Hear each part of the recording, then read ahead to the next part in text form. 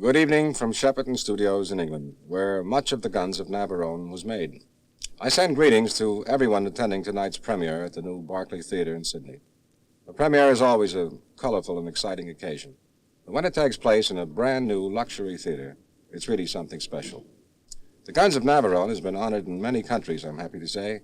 In London, several months ago, the world premiere was attended by Her Majesty the Queen and His Royal Highness Prince Philip. Since then, it's enjoyed state openings, that is, say, royal premieres, in 9 separate and different countries. And now, Australia. To all those responsible for this new showplace, and to Mr. Norman Ridge in particular, I extend my sincerest congratulations. We may be 12,000 miles apart, but the thoughts of many of us who were involved with the Guns of Navarone, now in England, are with you tonight. And were it not for the fact that I'm now making a new film here at Shepperton, called The Victors, which explains my appearance because we're on location at this moment, I would be present in Sydney tonight as well. It's the first important opening that I've missed on the Guns of Navarone. But I do look forward to an early visit, and perhaps many of the stars, or some of the stars, in The Victors will be able to join me at that time. They include Vincent Dr. Ben Casey Edwards, Melina Mercuri, Jeanne Moreau, Romy Schneider, and a host of other fine actresses. And on the acting side, that is the male side, George Peppard, George Hamilton, 2 sons of famous fathers, Peter Fonda and Jim Mitchum, Eli Wallach, and many others. Meantime, good luck to you all, and I hope that you will now enjoy the Guns of Navarone. Carl Foreman sent me the script, and I liked it immediately. I mean, it was a very, very well-constructed tale, an adventure tale. We always thought of it as an adventure story rather than a serious war picture. And I liked it right away. I said, yeah, I want to do it, and let the agents thrash out the deal, and let's go. Doing a big picture like that was an enormous experience. There was, I don't want to mention his name, but there was a director, the first director, started the picture. And he had a meeting with Greg Peck and David Niven, myself, and told us what he intended to do with the picture. And we were very, very happy that he talked to us about what he saw in the story. And then we went out the first day, and he said, Greg and David, just a second, I'm lining up a shot. Can you have, the boat was about 15 miles away. He says, tell the boat there to move 3 inches to the right. Greg and I looked at each other, and David, and we knew he wasn't going to direct the picture. Carl and I sat in the projection room for several days, looking at the work of various directors. And many directors, in fact. Greg was not aware of my work in Britain, and he had the right of director, like all the big stars have, and so he wanted to see a couple of my films before he agreed for me to direct the film. The reason we agreed on Lee was that he directed something very small and rather sensitive character portrayal. It was called Tiger Bay, with, I believe, Haley Mills. And he'd also directed one of those on the Indian frontier with Gurkhas and all that, and a lot of battles. And so he obviously was able to handle the dynamics of action scenes. And it seemed to us to be the perfect combination, the sensitivity, the respect for character on the one side, and the ability to direct action, and to keep the thing moving and keep the frame exciting all the time. And he took over magnificently, and had the script about 4 or 5 days before shooting began. And it was a kind of a remarkable accomplishment and achievement for him to take over with a production that had been in preparation about a year or more. Like when I direct, I get real kind of uptight, to use to use a term that's maybe not too flattering, but that's what happens to you. You get real. There's so much pressure on you as a director to finish these scenes within the allotted time. He had a little piece of paper rolled up in his back pocket. I said, wait, I've got the paper somewhere here. I haven't read the script yet, gentlemen, but, oh yeah, here it is. Yes. It says that Greg stands over there, Mr. Niven over here, and Anthony, you stand there, and you start the scene. Everybody looked at each other and said, geez, one-page man with a crumpled old page in his hip pocket. He never lost that piece of paper. Never said, I haven't read the whole script yet. I read, of course he knew the script better than anybody. Gia Scala, the Italian actress, who I'd had in the film before I made The Guns of Navarone. Gia was in a film I made for Columbia called I Aim at the Stars. She was excellent in that film, but she was an eccentric person. I remember one day I was walking by J. Lee Thompson's cabana or bungalow. Gia had been cutting his hair. She had cut the back of his hair. She said, I can do a wonderful job, and this was on location in the island of Rhodes. And I sat down in the chair, and she began to simply take all my hair off. And I walked in, and he was facing the mirror. And I looked at it, and I thought, my wife was with me, and I looked at her, and I thought, my God, she ruined the back of his head. I mean, she just shaved all the way up the back of his head. And he said, how does it look? And I said, and Gia looked at me and I looked at her and she did one of those things. I said, well, it looks fine. And of course it didn't. So every morning, what happened was, after he had realized what she had done, every morning before going to the set, he would stop by my bungalow. J. Lee would stop by. And I would make up the back of his head with pencil, with, eyebrow pencil and makeup. So you couldn't see what she did because she just took it and just shaved right up the back of his head. Made a terrible mess of it. And I suspect for some odd reason she did it deliberately. J. Lee Thompson wanted Gia to cut her hair for the film. Gia did not want to cut her hair for the film. She wanted to just put her hair up.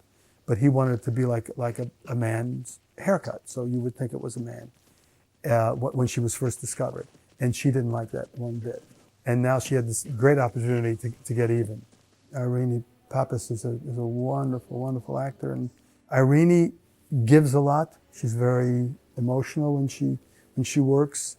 And it was wonderful because she gave me a lot, and it was easy for me to return it, I must say one thing, she hits hard. Jimmy Darren was really, in a way, a bit of a risk to play because he had never done any big international film, and he was known as a very fine pop singer and had done many concerts and cabaret performances. But in this film, he really came to the front as an actor, and he played magnificently. He's continued to do very well and is a good friend of mine. Anthony Quinn was an absolute delight to work with, as was the whole cast. Was a man who, when I was a little leery of saying, please don't do it that way, or he could see that I was not exactly high on his interpretation, he would get quite angry and say, I'm a bargain basement. Don't you understand? I have wares to sell. I can do a scene 1,000 ways. Just tell me what you want and I'll show you. I'll go on showing you until you're happy. Any way you want it, yeah. Well, I mean, I have tremendous respect for good directors. Good directors are very few and far between, and Thompson was a wonderful, wonderful, wonderful, inspirational director, and I wanted to please him. He's the only audience you have. So I said, absolutely, I'll do it any way you want. And that was Quinn. He could play a scene 100 different ways, and many of them quite brilliant. Very often it was hard to choose between his interpretations. But that was the crux of how we worked together. There was Gregory Peck and David Niven and Anthony Quayle, and there was Stanley Baker and Anthony Quinn. So there were two camps, so to speak. And I was the ping pong ball or the pawn who went from camp to camp. You know, I mean, I was sent to this camp, then sent to that camp. So I was the kid. Greg Peck and David Niven were very close friends. And I don't think they approved of Stanley. I mean, or I know, they didn't approve of me because I wore a red shirt. And they were a little disturbed by it. I don't know why. Tony was wearing a red undershirt beneath his fisherman costume, and it was rather drab, as I remember. We were all dressed in drab clothes. I had to change into a German outfit. So, I mean, I knew that I had to go through many changes in the script, and I myself never wanted to.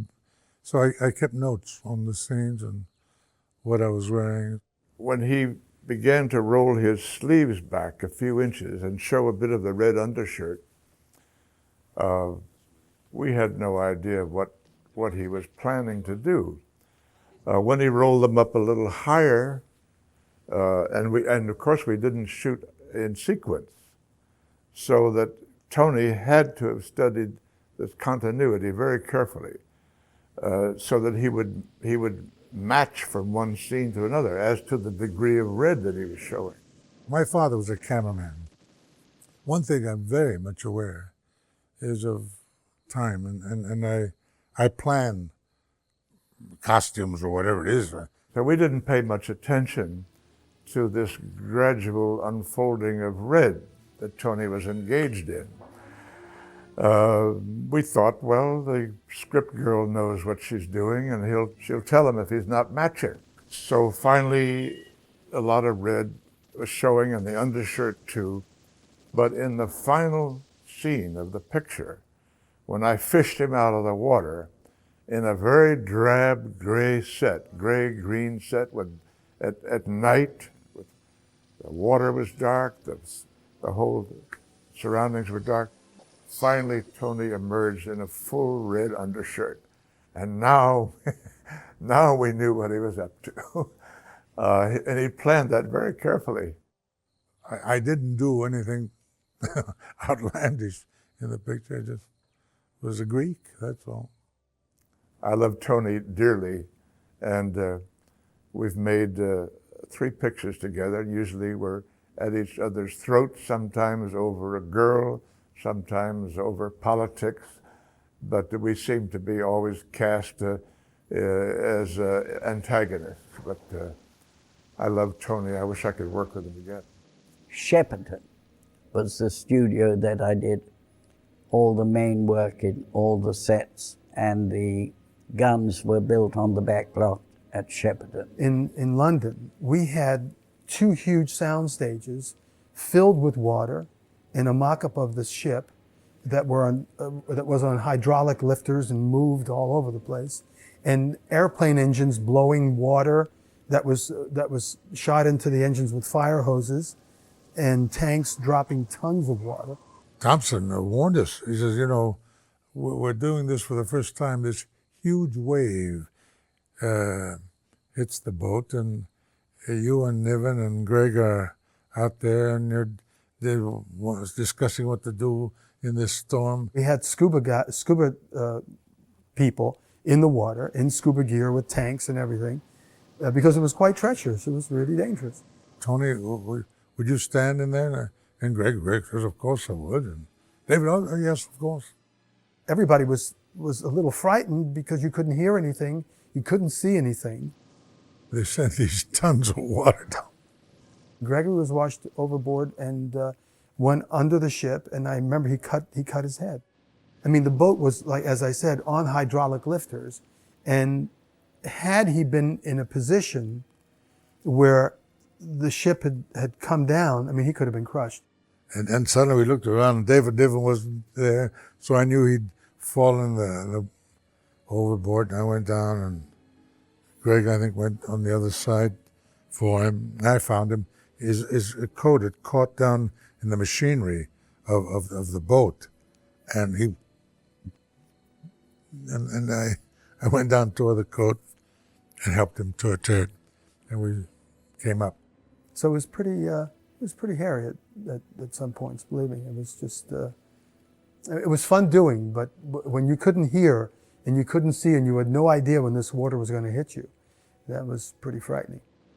But it was a strange moment to think that you're drowning and your friend is drowning with you. They dumped a lot of water on us, yeah. Well, that's normal. I've had. I remember one time I was at the one end of the ship and this water hit me and just washed me, and I'm floating down on this bed of water, and David Niven was holding onto a barrel, and I went by him and he waved at me as I went by. But it was a terrible pounding to take, about 10 tons of water coming over.